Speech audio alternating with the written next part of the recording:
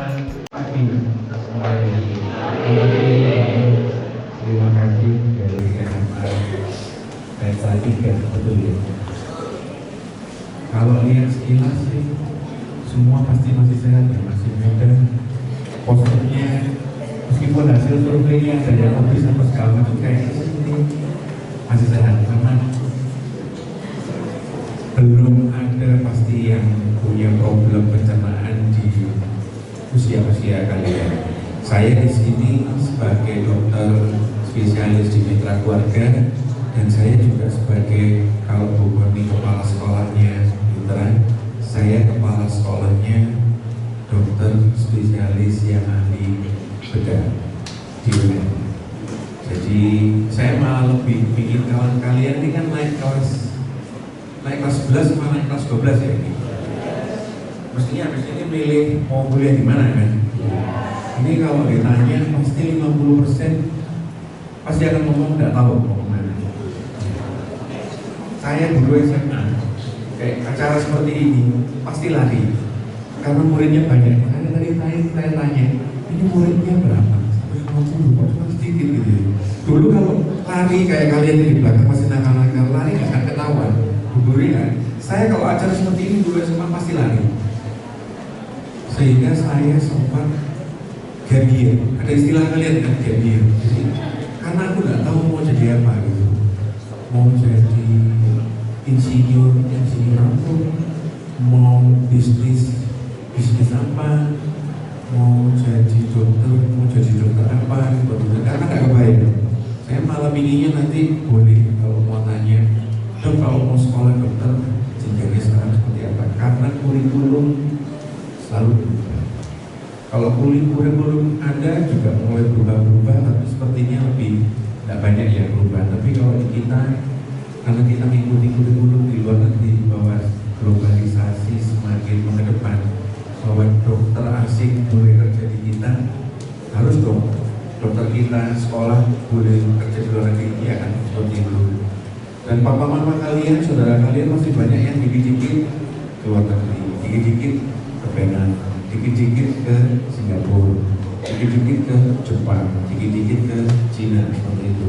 Sebenarnya nanti di era kalian semuanya akan jadi satu. Jadi tinggal kalian mau berperan sebagai apa dan bagaimana. Nah, sekarang untuk pagi ini kita akan sedikit cerita tentang kesehatan pencernaan. Sedikit cerita, bagian bedah di Indonesia ini dibagi menjadi 6 departemen. Ada departemen bedah umum, saya di bagian bedah umum, itu membawai bedah digestif saya, bedah tumor, urologi. Kerjaannya tumor, tiap hari kerjakan tumor payudara, tumor kulit, tiap hari dia kerja seperti itu. Kemudian ada bedah anak, kerjaannya bedah anak terus. Aku dulu ini inginnya atau diarahkannya ke bedah anak. Jadi dulu aku kerjanya bayi-bayi semua. Sampai pada satu titik aku merasa nggak bisa kerja bedah anak karena nggak tega. Setiap kerjaan kan harus sempurna. Kalau kalian kerja bikin apa segala macam sempurna. Kalau kami dokter bedah taruhannya nyawa gitu. Kalau bayi kecil-kecil kok meninggal, aku yang gak kuat. Yang keempat ada bedah vaskuler. Bedah vaskuler ini juga nanti mungkin dokter Ricardo, bedah vaskuler ini juga hubungannya sama lifestyle. Banyak sekarang problem-problem pembuluh darah yang di usia muda juga, itu juga sekarang semakin ke depan. Kemudian departemen yang kedua pasti kalian banyak tahu adalah bedah tulang. Dia bedah tulang yang satu departemen itu punya 9 divisi. Jadi ada subspesialis tulang bulu, subspesialis tangan, tapi tidak ada subspesialis tangan kanan, subspesialis tangan kiri, tidak ada.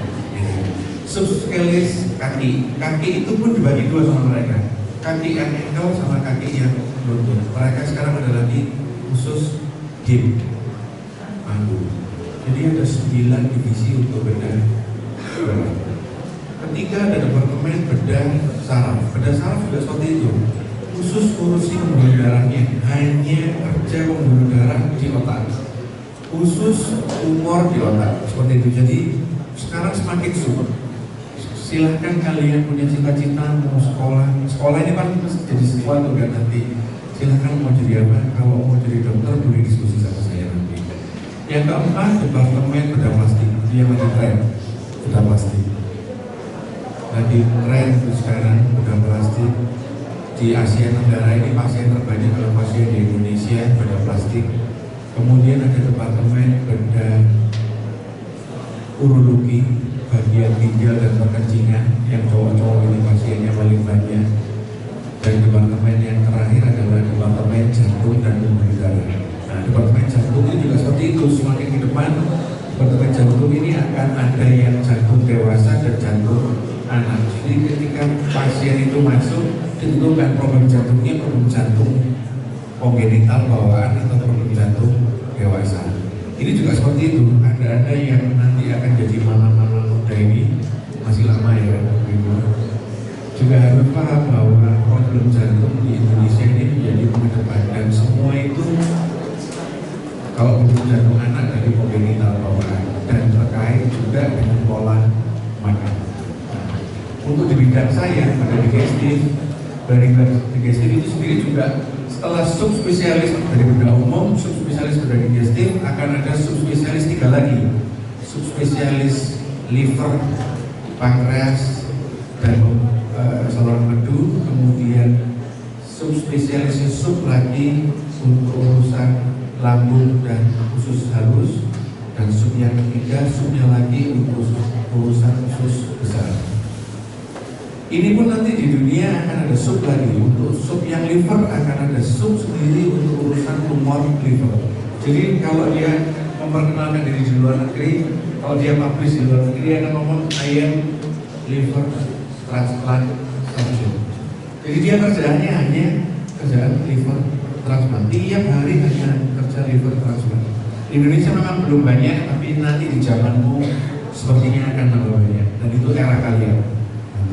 Untuk upper GI, lambung, mereka akan ngomong I am gastric surgeon. Mereka akan ngomong saya tiap hari kerja hanya kerja lambung, tidak mau kerja lain.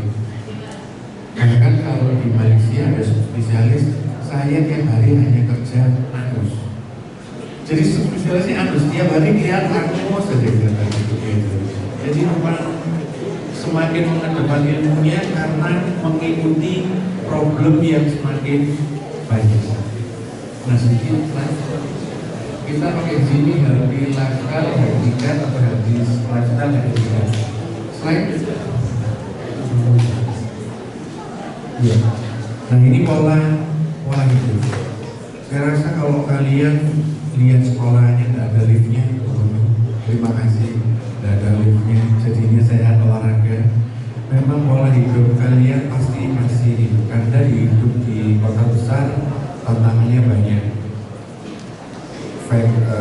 fast food banyak, junk food banyak, dan banyak sekarang mungkin guru harus perhatian.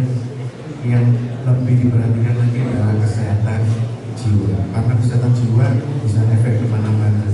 Kesehatan mental sekarang banyak nggak kasus bunuh diri, banyak.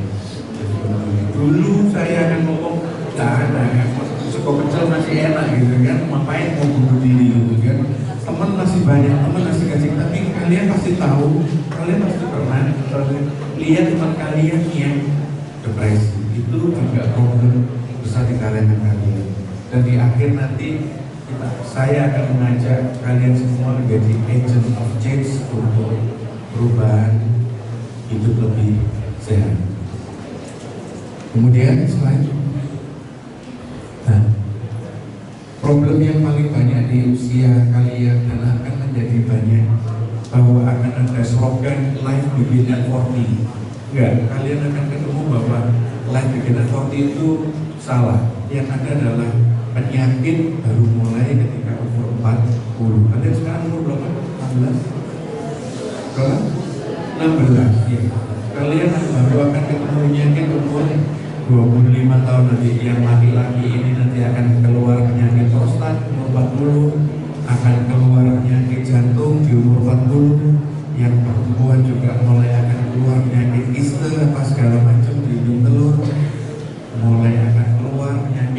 payudara yang saya sebut dan itu akan semakin kalian hadapi, dan itu harus ada awareness dari sendiri. Selain pola makan, ini yang sudah ada yang mulai merokok.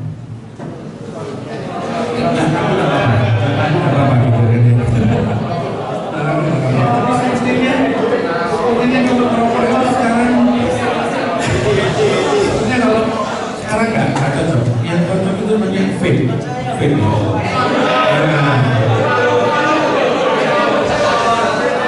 Tapi kalian tahu vape itu di Singapura nggak boleh masuk, iya kan? Singapura nggak boleh masuk. Tapi di Indonesia pabriknya besar-besaran. Dan pangsa pasar terbesar vape adalah di Indonesia. Tapi Singapura nggak boleh. Kalian tahu 80% pasien di Mount Elizabeth Singapura di NUH, di rumah sakit rumah sakit kandang kerbau namanya di Singapura itu 80% pasiennya adalah pasien orang-orang Indonesia. Jadi orang Indonesia ini benar-benar pasar buat barang-barang yang rusak, tapi kalau buat kesehatan juga pasar. Jadi kalian harus menentukan sikap, kalian mau jadi marketingnya atau kalian akan jadi marketnya. Itu yang mulai sekarang. Jadi SMA ini benar-benar krusial. Selain penyakit paling sering pada usia-usia yang muda adalah penyakit pembuluh darah dan penyakit pencernaan. Salah satu penyakit yang berhubungan antara pembuluh darah dan pencernaan adalah wasir. Selain jarang di zaman dulu waktu kuliah, tapi sekarang semakin sering. Jadi aku punya pasien yang baru datang kanker usus stadium 4, pasien ini datang masih pakai seragam pramuka, umurnya 14 tahun. Dulu waktu aku kuliah, kalau nyeri perut, BAB darah usia dari 60 pikirkan kanker. Dulu sekolah tuh gitu. Tapi sekarang enggak, sudah enggak ada umur 60. Itu seluruh dunia seperti ini. Jadi BAB darah, berat badan turun, pikirkan kanker. Terserah umurnya berapa persen dong, angkanya nggak sampai 5% pada usia muda. Tapi untuk kanker pencernaan di bawah 55 tahun, 2 years survival rate, kita selalu lihat bahwa kemungkinan hidupnya bisa hidup lebih dari 2 tahun pada pasien-pasien kanker usus besar di bawah usia 55 tahun yang bisa hidup hanya 20%. Artinya kalau ada 10 pasien di bawah umur 55 tahun, kanker usus besar stadium berapapun, yang bisa hidup sampai 2 tahun hanya 2 orang. Yang 8 gimana? Yang 8 nggak survive, meninggal. Ini angka kematian yang tinggi dan ini semakin mengedepan sekarang. Jadi awareness yang tadi saya sampaikan perlu kita sama-sama antar teman, dan terutama Anda nanti akan menjadi agent of change di keluarga. Kan pasti papa, mama, tante, om akan banyak yang kalian bisa perhatikan lifestyle dan keluhan-keluhannya. Selain ini ambil warningnya, paling mudah adalah BAB darah. Pasti ada salah satu dari kalian, meskipun malu tidak usah ngomong, pasti pernah ada yang BAB darah. Tapi BAB darah dengan penurunan berat badan tanpa ingin diet, itu yang bahaya. Senang berat badan turun, tapi nggak diet gitu. Berarti kan ada sesuatu yang ikut makan di dalam tubuh kalian. Itu yang harus Anda awareness-kan. Dan kalau di usia muda, awareness-nya makin kurang, karena memang usia muda ya jarang sakit, paling batuk pilek aja gitu kan ya. Selain berat darah jangan dianggap pilih, sekali lagi jangan dianggap oh ini cuma ambeien, karena pasti akan seperti itu. Oh ambeien berat darah, padahal sebenarnya paling sudah bisa kanker usus. Selain batu empedu ini juga berkaitan dengan lifestyle. Suka makan gorengan, suka makan jeroan enggak ya, kalau anak SMP sekarang nggak makan jeroan ya, tapi gorengan lah. Makanan apa nggak digoreng di Indonesia gitu kan? Makanan apa nggak digoreng di Surabaya? Bebek goreng itu sepol, makan sepol nggak sih kalian? Makan sepol, makan sepol ya. Gorengan dan obesitas. Tapi kalau ini sekilas sudah sepertinya sehat-sehat semua untuk khususnya selain. Nah ini jadi untuk pencernaan, makan teratur, istirahat teratur. Aku tahu kalau yang laki-laki ini kalau disuruh habiskan mie 3 porsi pasti kuat gitu. Tapi itu nggak sehat. Sekali lagi tepung harus dikurangi, karbohidrat harus sesuai, serat harus sesuai, vitamin harus sesuai, dan itu harus kita pilih. Apa istilahnya kalau orang Surabaya makan sego Indomie gitu kan ya, nasi sama Indomie itu harus mulai di stop. Sego Indomie itu enak tapi harus di stop. Semuanya karbo, nggak akan bagus untuk lambung kalian, nggak akan bagus untuk liver kalian. Biasakan sarapan. Nah ini sarapan, kalau kita di Indonesia ini sarapannya besar, nasi campur sarapan. Enggak. Sarapan itu iya benar, tapi bukan makanan besar.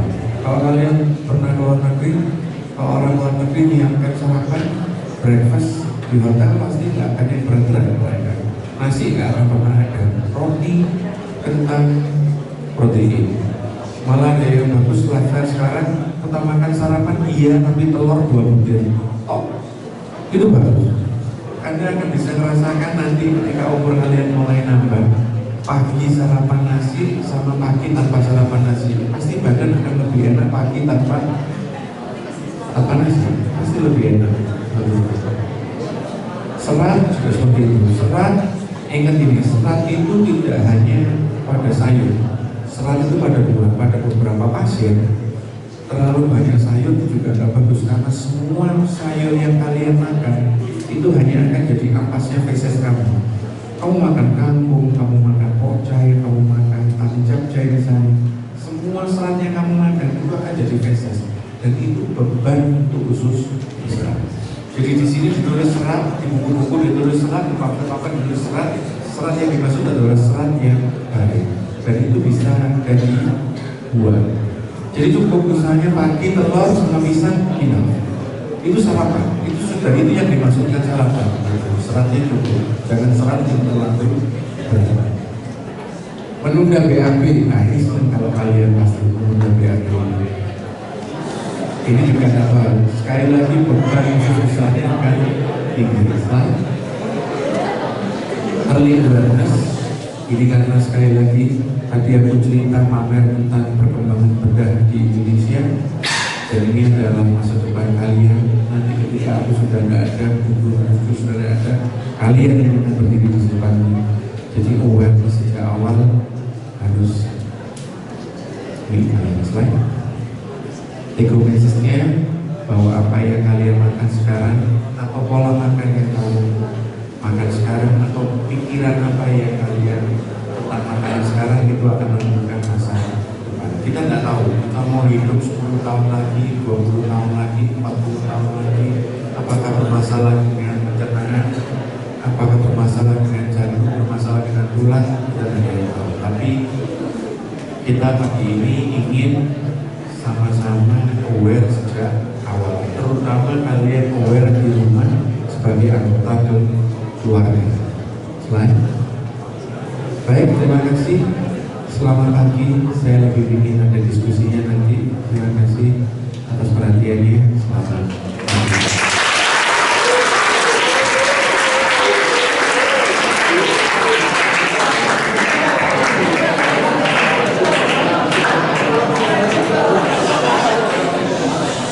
Langsung diskusi, boleh tanya sembarang, aku akan usahakan jawab sebisa. Silakan. Silakan boleh tanya. Itu tuh dong, silakan.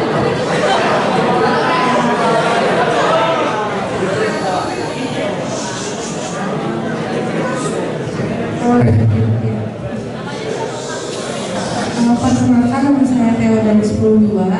Izin bertanya dok, untuk dari kebiasaan remaja sekarang kan banyak yang suka begadang. Nah pertanyaan saya, apakah begadang itu langsung secara signifikan mengganggu sistem pencernaan? Kalau iya tuh prosesnya bagaimana? Iya. Siapa namanya? Theo. Theo. Jadi begadang, susah mendefinisikan begadang.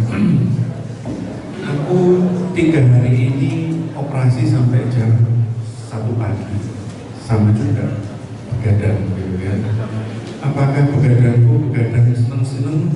Ya enggak, gitu kan. Karena operasi yang di depanku ini taruhannya nyawa, seperti itu. Jadi ya begadang, iya, stres, iya. Apakah makanku, aku mencoba diri sendiri, apakah makanku benar? Seperti ini juga nggak benar kan? Kalau kita operasi begadang, operasi 4-6 jam, pasti butuh energi, pasti butuh makan. Apakah makanan yang disiapkan sehat? Belum tentu. Jadi apakah begadang itu berpengaruh terhadap pencernaan? Nggak secara langsung pasti. Tapi ya tadi begadangnya ngapain? Kalau begadangnya rutin sehingga yang dipegang sekarang adalah jumlah waktu istirahat. Usahakan dalam 1 hari bisa sempat tidur yang kualitas 6-8 jam. Jadi kalau malam terpaksa begadang, ya dibales istirahatnya di pagi atau siang. Kemudian makannya tetap harus pagi, diusahakan sarapan tadi, tapi ya bukan sarapan karbo yang berat. Karbo berat boleh di siang atau malam hari. Itu nanti kalau makannya polanya baik seperti itu, sore makanan protein lagi, polanya makan seperti itu, meskipun begadang pun karena begadang yang beneran yang mengerjakan tugas PR, tadi mau ada event kan begadang juga pasti. Apa? Main game apa segala macam, tetap usahakan makannya sesuai jamnya. Istirahatnya harus ada. Dulu waktu aku sekolah awal, waktu dokter muda itu ada stase IGD 2 minggu. Itu tidak boleh ada waktu istirahat. Jadi kalau saya kaptennya waktu itu nyerahkan ke senior dok ini jadwal jaga kami, ada waktu istirahat, mereka pasti akan marah-marah. Zaman dulu seperti itu, semua dikit-dikit marah. Sekarang dikit-dikit bullying gitu kan. Jadi harus ada istirahat. Makanya saya kepala sekolah, kalau ada adik kelas saya yang sedang pendidikan habis jaga malam, dia wajib tidur. Jadi kita kontrol. Kamu harus ke mes, kamu harus tidur, nggak boleh pegang HP, nggak boleh ngapain, harus tidur. Istirahat sampai jam 10 pagi. Setelah itu baru mulai. Satu istirahatnya, 2 pola makannya. Nah, kalau istirahatnya nggak keatur, pola makannya nggak keatur, nggak hanya pencernaan yang terganggu, semuanya terganggu. Itu kalau masalah terganggu. Terima kasih. Oke, tepuk tangannya dong.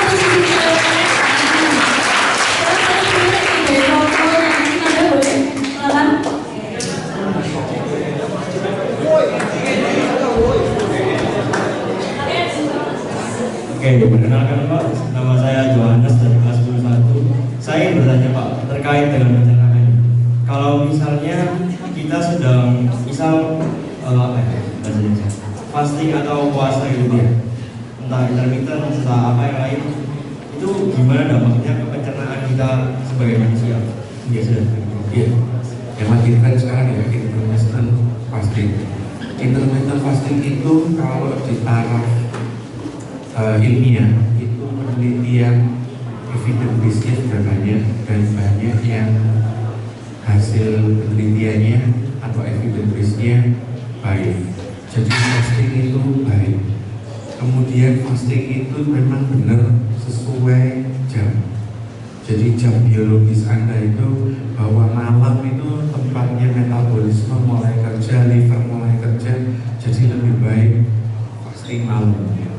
Silahkan loading karbo siang, tapi pagi sarapan loading protein. Jadi fasting yang mulai diakui, bukan mulai, sudah diakui dunia sehat pasti. Jadi istirahatkan. Kemudian usus, memang usus itu selalu butuh, dinding ususnya sendiri butuh makanan, dinding ususnya sendiri itu butuh glukosa seperti itu. Tapi bukan setiap saat dia diberi, karena dia butuh resting juga, istirahat. Pengosongan lambung, kamu makan 3 mangkok ini misalnya, itu di lambung akan berhenti sekitar 8 sampai 12 jam. Jadi di lambung seperti itu. Nanti masuk usus halus, di usus 12 jari, mulai ketemu enzim amilase lipase, ketemu enzim perdu, ketemu enzim asam lambung keluar dari situ, akan mulai diserap di usus halus, akan diserap di usus halus kira-kira 12 jam. Setelah itu 12 jam yang ketiga baru di usus besar. Nah itu semua butuh waktu. Jadi harus ada waktunya istirahat, sehingga kalau makan terus-terusan juga gak baik. Dan timingnya liver, timingnya limpa, timingnya pankreas untuk bekerja itu gak ada waktunya. Sehingga intermittent fasting yang biasa kalian ikuti 8 jam makan, 16 jam fasting itu sehat, sudah diputuskan itu sehat. Tapi 16 jamnya ambil malam, 16 jamnya ambil malam karena metabolisme enzim itu malam, sehingga pagi loading protein, siang loading karbo. Nah problem buat atlet, problem buat atlet apapun, atlet motor yang main motor trail, ada yang main, ada yang atlet, ada yang atlet. Nah itu gagal. Kalau atlet butuh khusus atur makannya. Ada yang nggak beruntung, misalnya diabetes. Nah ini juga diabetes di usia muda ini semakin banyak diabetes usia. Ini juga intermittent fastingnya dan makanannya harus jadi sesuai kondisi tubuh. Iya bener intermittent fasting, iya bener 16 jam makan, 8 jam makan, 16 jam istirahat. Tapi tiap orang, tiap personal beda. Ya.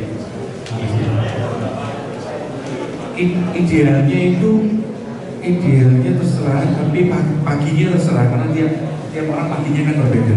Jadi kalau misalnya mau 8 jam makan, misalnya mulai jam 9 pagi makan sampai jam 5. Setelah itu jam 5 sampai jam 9 tadi istirahat, tak makan, tapi minum boleh seperti itu. Tapi kalau kalian sepertinya belum butuh seperti itu. Kalau kalian boleh ambil yang 10 jam makan, 14 jam fasting. Boleh, terutama yang jangan hilang siangnya, karena kamu loading karbonya siang, loading protein pagi, siang, sore menjelang selesai pun jam 2an itu protein lagi. Susu boleh pas segala macam. Yang susah itu kalau diajak teman-teman nongkrong ini kan, diajak teman-teman nongkrong terus habis itu dikaku gitu kan, dikaku all you can eat, makan sampai itu rugi kalau nggak makan. Nah itu yang susah buat kalian. Pasti kalian pot-potnya makan. Yang kedua kopi. Nah kopi ini juga lebih baik jangan kopi yang instan, jangan kopi yang kaleng. Aku nggak tahu ada yang nomornya Nescafe yang bukan di sini. Jangan yang instan, jangan yang kaleng. Aku ini dulu karena aku harus melek operasi apa segala macam, sehari bisa 7 kaleng Nescafe, dan itu efek ke badanku. Terus ada sekarang itu problem jantung. Jangan yang kaleng, enak memang kaleng. Dan kalau bisa jangan pilih yang manis. Sekarang kalau kalian penyuka kopi, kopi yang bener Americano, no sugar, coba ini. Dan kalau bisa pilihnya yang Arabica. Indonesia ini dulu dibohongin, Arabica jelek, harus dikirim ke luar negeri. Kalian orang Indonesia robusta aja, gitu kan? Nah, yang bagus Arabica, Americano. Tapi kan kalau kamu nggak budanya harus update semua. Ya. Ya. Oke, tepuk tangannya untuk dua pertanyaan. Ada satu lagi? Satu lagi. Oke, boleh satu lagi. Siapa tadi? Perkenalkan nama saya Glenn. Ya. Saya mau tanya kan habis bahas kopi. Apa? Habis bahas kopi ya kalau Ya. Dan kalau minum matcha terus-terusan emang harus pencernaan. Namanya? Kalau minum matcha terus-terusan. Manca. Manca itu juga baru ya. Manca itu dari Jepang memperlukan teh itu ya maksudnya. Iya. Ya.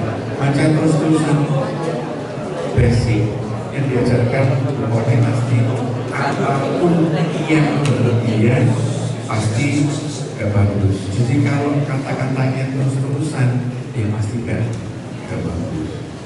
Seperti itu. Seberapa banyak gitu kan ya? Ya kalau sehari Punya kopi. penganiayaan itu sudah tidak apa-apa. Maca sampai detik ini karena maca itu kayak dari daun ya. Iya dari daun juga. Dan bukan kopi sebenarnya dia. Maksudnya kan teh ya. Cuman maca ini biasanya ada gulanya kan. Ada yang ada, ada yang nggak ada. Ada gulanya tidak bagus. Pasti banyak kampanye sekarang mulai menghindari gula tebu. Gula tebu itu tidak bagus. Tapi buat gula boleh dibuat brand Tropicana asli misalnya, gula-gula yang nggak ada glukosanya itu tidak bagus buat kita yang cowok-cowok karena untuk prostat nggak bagus dia. Jadi kalau bisa pilih nggak manis. Kalau makanannya sudah manis, makanannya sudah ada karbonya, ya minumnya jangan es teh. Kalaupun es teh manis ya gulanya sedikit aja. Gula juga jadi bagus. Ya, terima kasih.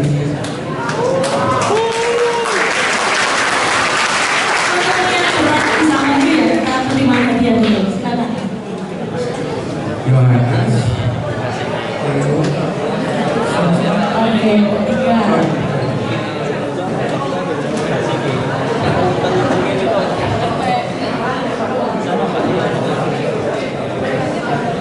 Ada dari kalian yang sudah rencana kuliah di luar negeri? Belum ada ya? Bisa naik kelas 3 justru gitu ya? Ada yang mulai sudah rencana nikah setelah lulus SMA?